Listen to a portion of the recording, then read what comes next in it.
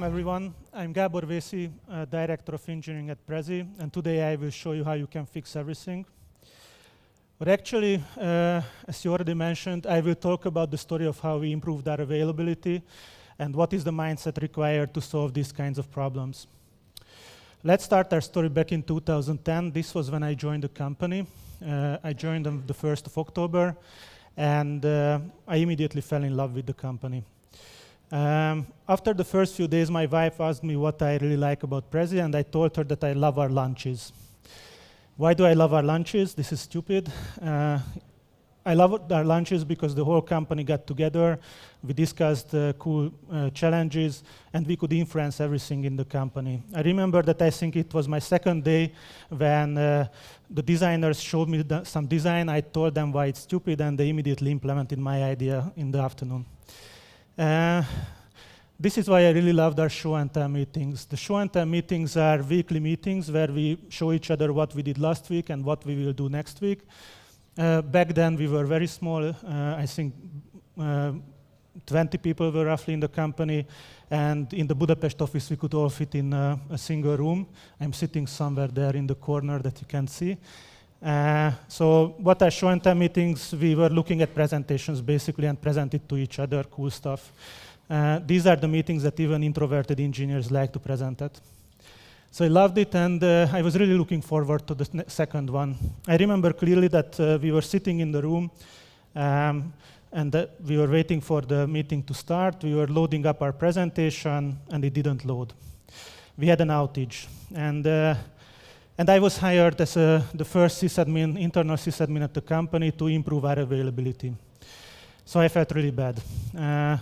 When Twitter is down, you can go on Facebook and complain that Twitter is down, but when you can't reach your presentation, you can look like a fool in front of your audience. After our outages, I usually go on our social sites and I check out what is the feedback we get. We get things like this. So we can influence people's lives. I remember people who couldn't defend their thesis because we were down, people who couldn't give a sales speech, so they lost business. And simply, I would look like a fool in front of an audience if I couldn't open my presentation. I don't know why someone would favorite this tweet. Yeah. So outages are terrible. We all felt really bad. It was just my 13th day at the company. And I felt really, really bad at the rest of the months because we had 11 other outages in 18 days. 11 outages in 18 days when you can feel like a fool, it's terrible. Back then, roughly every month we had 80 minutes of downtime. It was simply unacceptable. We had to improve. So in this presentation, I will tell you what we did to improve. Basically, we had to learn two things: what to do during an outage and after an outage. The first step, how to solve an outage, is first you have to define what is an outage. Is it an outage if your search page is down? Should you wake up the whole company to fix your search page? We came up with this phrase called Prio 1, number one priority for our company. And it has a pretty detailed definition, but basically says that when 3 people can't present, that's a Prio 1 outage for us, and we want to get on it immediately. Why is it hard to fix outages? I think there are 3 things. First is that people have to do stuff that they aren't used to. So when a distributed system is down and you know that your users are losing business and they are looking as fools, you are really stressed and you don't know what to do. Second, usually in a similar outage, there is a lot of information going around. You have to be very careful how you communicate. People shouldn't check the same thing twice. You have to be very careful with this. And third but not least, I'm sure you know these kinds of people. You all have friends like this. They are usually the smartest in the company, and when there is an outage, their reflex is that they go in a corner and try to solve it alone. And sometimes they can cause problems with this because alone they are really fast, but together we as a group will be much faster. And when they are creating a database dump and we are restarting the database next to them, both of us can get really angry at each other. So these are the main problems. How can we solve this? Luckily, there are other professions who already solve this. If you think about this, soldiers have the same problems. Firefighters have the same problems. In emergency rooms, they have the same problems. Crisis communication looks really similar. So basically, it's simple. You have to switch to a military mode if you want to solve this. We are really lucky because these professions have been around for much longer than the IT profession. So there is a lot of research that went into this. What does this mean? First, when you start, the first step is that you have to say that it's an outage. So for example, when you say prio 1 in Prezi, everyone knows that if they are required for this outage, then they can let whatever they are doing and come and help us solve the problem. So everyone knows that if there is an outage, that's the most important for us. Back in the old days, it happened that actually all the engineers were working on preventing an outage or solving an outage. Nowadays, it's usually 5 to 10 people. The second is that if you are in the military, you need commanders. So you have to pick a commander. This is the best way to solve the problem that several people have to work in parallel. You have to coordinate information sharing. A good commander can help a lot in this. And third but not least, you have to announce it. So for example, on our dashboards and every major site, internal site we are looking at, we have a big red button in the corner where if I push that button, then our social team will get a pager duty notification even during the night, and they will wake up and help us communicate with our users. They are awesome. And it's not enough that you announce it. You have to pick a communications officer, so someone who will always keep the rest of the company informed so that they can let our users be informed. And then simply what remains is that you have to find the prio 1. How do you do this? Once again, we can learn from the military. They do this thing called the OODA loop, observe, orient, decide, act. Basically, it means that first you have to check what is happening, understand what is happening, then figure out what to do and then do it. Not rocket science. But they have shown with researchers that fighting units who do this very fast are more likely to succeed. So what you should optimize for, and this is what a good commander optimizes for, is that you should be very fast in iterating over this loop. This all seems simple. You do it well, then you solve the problem and everyone is happy. Let me show you an example of how simple it is or how it looks like. On April the 30th, we had one of our biggest outages. It was the biggest in 1.5 years, and I will tell you now what happened. So once again, I was in a meeting and we couldn't load the presentation. So we ran out, and in 5 minutes, this is what you could see. Several people were sitting around and trying to figure out what we know.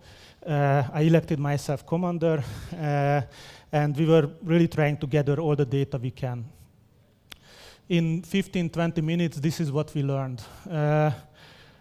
We learned that our database, MySQL database, one of our MySQL databases had some problems. It threw errors that there are too many clients connected. But actually, when we logged in, we didn't see any users. This was, we later learned that due to a MySQL bug that was fixed like more than a year ago. What MySQL does when it checks for the max connected client count is that you connect, it increases the counter and how many clients are connected, then it checks if you can still connect, and then it rejects you or allows you. And they forgot to decrease this counter. This was the bug. So basically, if you reach this limit, then forever you were logged out of your system. And we found another bug, or we were hit by another bug. All our Memcache servers that were running perfectly for more than 2 years crashed. Obviously, this can bring a site down. So we were sitting around and we were trying to do whatever we can. We tried a lot of random stuff. We turned off features. We reverted everything that we deployed in the last few days. We restarted everything several times. You would be surprised how often this helps. Good Windows sysadmin skills. And basically, we try to pinpoint what is the problem, what is slow. At one point, we even tried to rewrite the Django database layer in production. This is Donny, one of my colleagues, and if you see, he's smiling. He's logged into, I think, 15 of our servers, and he's trying to rewrite the database layer live. So we try to gather as many data as possible. And while we were doing this, our awesome support people were communicating with our users. This is our social team, and they shared how sad they are with the situation. And finally, this is what helped. We've seen that actually there shouldn't be any problem. We restarted everything several times. Simply the system can't revive, because once we turn stuff on, a lot of requests come in and they kill the systems, because everything is retrying in case of outages. So what we did is that we collected all the critical URLs that are really needed for the site to operate and disabled everything else. And this solved the issue. So the outage was over. And then, one by one, we tried to revert everything which we modified during the outage to see what really breaks the site. We reverted the reverts, we turned on the features, we removed these restrictions in the load balancer, and nothing helped. Or actually, so we didn't cause an outage again. And we were sitting there that like, everything is back to the original version and we still don't have an outage, we don't know what to do. It was like, I think, around 10 p.m., so we went down for a beer. This is an image that our CTO sent to the internal company list. This is when we checked our Twitter replies, and we were really thankful for the social team, so we sent them this image. I was after my first beer. Okay, and then for 4 days nothing happened. We tried to reproduce the error, but we couldn't. And then on a fun Sunday morning at 6 a.m. I got an alert, and like 4 of us were woken up by different alerts. We had an outage. Luckily on Sunday we have much lower traffic than during the weekdays. So without causing an outage, we could closely introspect what is happening in our systems. And for a full day, like 10 of us were online. This was a national holiday in Hungary, and we debugged what is happening. And the culprit was Sentry. Who knows what Sentry is? Okay, not a lot of you. So Sentry is a crash reporting tool. Whenever you can add a plugin to your application, and whenever it throws an exception, it gathers a lot of data, publishes it to a central location, and in that central location you can check trends, and it tells you which are the new kind of exceptions and things like this. And what was happening is that as Sentry catches an exception, it tries to evaluate the local variables to give you more data about the exception. And while it was evaluating the local variables, those threw another exception. So we tried to gather data for them as well, and we got into an infinite loop. And in an infinite loop, we gathered exception data. And with this, we produced much more database queries than what was normal, and this brought the site down. It was simple. We had to upgrade. Actually, this was already fixed, and we are now only running Sentry on one of our systems to be sure that this never happens again. So as you can see, an outage can be really chaotic. You have to try a lot of different things, but eventually you can always solve it. So what do we do after an outage? What is our goal after the outage? To help you understand, we have to go back to ancient Greek methodology. I think the Hydra was one of the most awesome ancient Greek creatures. When you cut off one of its head, it grew 2 others. This is awesome for a system to have, no? Like if you want to operate a system, this is the kind of system you want to have. So this is our goal after the outage, to grow more heads for our Hydra. How do we do this? We do post-mortem meetings. We assign someone and they write a document. They write down what exactly happened during the outage. We try to come up with new ideas. We try to learn from this situation and then fix all the problems. This is the template we use. It's not too complicated. We write down a short description for the outage. We calculate the impact to see how big of a problem this was. Then we write down a detailed timeline. Basically, what you want to see is which 2 lines have the most difference between them, time difference. So this is when we first threw the error. This is when our alerting system saw it. This is when we got online and started to fix it. This is when we understood what is the problem, and this is when we solved it. And if between any of these 2 lines there is too big time, then you have to optimize that part. Basically, we always discuss how good the prior one fight was, because we can learn about communication and things like this. And then we collect the causes and solutions. This is basically what a lot of people call root cause analysis, but I don't like that phrase because I think it's misleading, because there are always multiple root causes. So I like the Swiss cheese model much better. I didn't come up with this. This is scientific. You can find it on Wikipedia. And what it says that you can model today's distributed systems with several layers of cheeses with holes, and you have an outage if you can see through the holes. You could fix this outage by filling in any of these holes, but our goal is to fill in all these holes. This is how we grow multiple heads for our Hydra. So basically, the idea is that you write down any ideas that you can come up with, because all of them can prevent the outage. What's really important is that we don't blame each other. Human mistake is never a problem. We will always make mistakes. Sometimes I'm drunk at 2 a.m. and I still log into our systems and try to do something. I will do mistakes. Our systems should survive when I'm drunk. So a good system survives. And by the way, if you blame people, then they won't share what was happening during the outage because they will try to protect their asses. So you will get less information. It's not good for you. And then we decide what to do. We actually add them to our Kanban boards. This is what we use for project management. And we write down concrete action items. Here, I think what's really important is that you shouldn't write down that from now on, we will pay more attention to not doing this kind of stupid thing. You have to write down concrete stuff that implement this feature, install this service that will prevent the next outage, and things like this. So you learned a lot from your outage. You have action items. And the last step is that you have to add it to a prio one list. We have a spreadsheet where if you list all your outages, you can easily see patterns, and you can understand what is most important. For example, this is my first month at the company, 2010 October. These are all the 11 outages I was talking about. And what's important here is that if you look at this column that describes the systems that were having the issues, you can clearly see that we had to focus on SimpleDB and our meeting systems because we were terrible at connecting to SimpleDB, and it was actually pretty easy to fix. What's important here is when this outage happens, for example, that involved our search and MySQL systems, then it's very tempting to care about the last outage because that's a fresh experience, you want to fix that. But no, if you see that your biggest outages are due to another system, you have to focus there. And this list helps you see what is the biggest priority.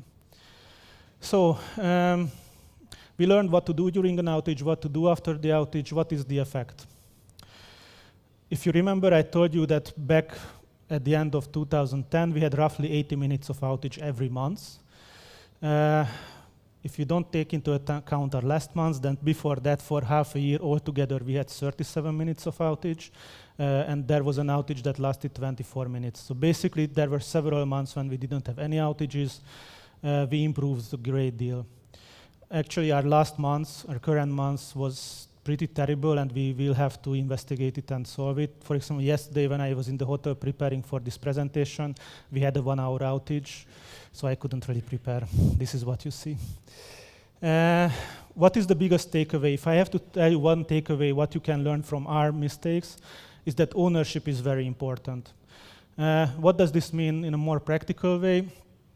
It will be much, much easier to improve things if you have a microservice architecture with small independent systems that have clear owners. Those owners are the developers who develop the systems, and they are on call for these systems. We don't have an operations team. Everyone is responsible for what they write. They care about the monitoring, alerting, everything. They wake up in the middle of the night. And this helps us a great deal. So what is important about this story is that at the beginning, everyone doubted that we can solve this problem. I remember I joined the company. I was like very enthusiastic, and I felt that some people don't really believe that we can solve this problem. And now, even though in our last months we had, I think, 3 outages that were longer than half an hour, everyone trusts us that we can solve this, and this is really important.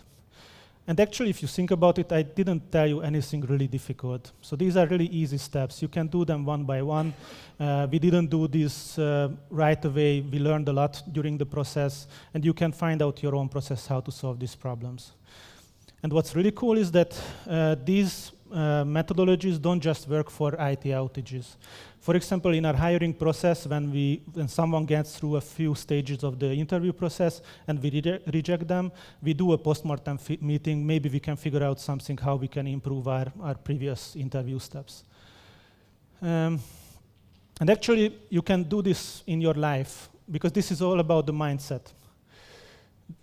It's really easy to fix every problem. You have to stand up for what is right, understand the problem, focus on solving the problem, and then repeat. Easy, right? What does it mean to stand up for the right thing? For me, it means that you have to fight the bystander effect. Who knows what the bystander effect is? Wow, very few people. All of you who didn't know, I will now change your life. We need sound. This should have sound. Okay, if it doesn't, then I will narrate this. So this is from the BBC, so imagine I have an English accent. This is an actor who was laying in a very crowded space, and nobody paid attention because everyone saw that he's a drunk and he doesn't have any problems. Then someone, the same actor, really dressed up, did the same thing, and within a few minutes someone went there to ask them what is their problem. This is normal, like you and me would do probably the same. And yeah, now there are some people who are actually in the crowd and they are saying in the background that they are really proud of themselves and they are really awesome. This guy, for example. And this is bad. So this is an analogy to when there are problems in your systems and nobody really cares about them. And this is the really interesting challenge. They did the same with a woman. She was laying down. She wasn't wearing a suit, but she wasn't an alcoholic or didn't look like an alcoholic. And they checked what is the effect. And nobody did anything. There is a guy sitting next to him, and he didn't do anything. So when there is a big crowd, this crowd forms an unspoken group who basically agree that none of us will go and help them. If they would be alone there, I'm sure someone would go there because they know that nobody else will. So they have to do the right thing, but this way the responsibility is shared between them and nobody cares about this. And this is when the interesting part comes, I hope. If you look at this woman, she's really looking at, she noticed that there is someone laying there and she doesn't know what to do. And she's waiting, and then a construction worker goes there and tries to help the woman, and immediately other woman joins. Because that guy broke the contract that they shouldn't help, and when he helped, others already immediately knew that this is the right thing they should do. So this is why it's extremely important that you have to stand up for what's right, because others will join you. And by the way, you should go to heroicimagination.org. They have a lot of similar videos. They will really change your life and how you approach these things. So once you stood up for the right thing, you have to understand how you can solve this problem. Basically, this is easy. You have to measure and discuss the measurements. And now a small side note. There is an awesome article in the Business Insider that is working from the Richard D. Lewis's When Culture Collide book. This describes how different cultures negotiate. When you look at Hungarians, this is how we negotiate. We remain critical, don't offer solutions, and somehow then we solve the problems. So we are very, like, for Americans, we look like assholes, but we are really effective and we look at the facts. How do Polish people do this? Boom, what I see is factual, pragmatic, awesome, right? So these are the qualities you are looking for if you want to understand measurements and come to the right conclusion. So we together, Hungarians and Polish people, should be much better than the rest of the world at solving these kinds of problems. Yeah, just a side note. You should check out this article, it's awesome. And then you have to focus. This is easy. You take the smallest next step and work on it. This is what our prior one list is about. It's always clear what is your next step, and you just have to focus on it. And then repeat until there are problems in the world. So eventually you will reach world peace and you will solve that as well. What matters is that this isn't just for IT. So for example, with Prezi, we have a program where we teach high school girls how to develop, to show them that this is awesome. And I think now in the room, at most 3% is women. That's terrible. We should change that. This is what we are working on with a similar mindset. We also have another program where we try to show Hungarians that the word entrepreneurship isn't negative. I don't know how it is in Poland, that in Hungary, when you say entrepreneur, then everyone thinks of tax evasion and criminals and things like this. We have to change this. And you have to change it as well. So why did I give this presentation? I have a 2.5-year-old daughter, and I want her to grow up in a better world. So I want you that first fix your outages, and then fix the rest of the world. Thank you.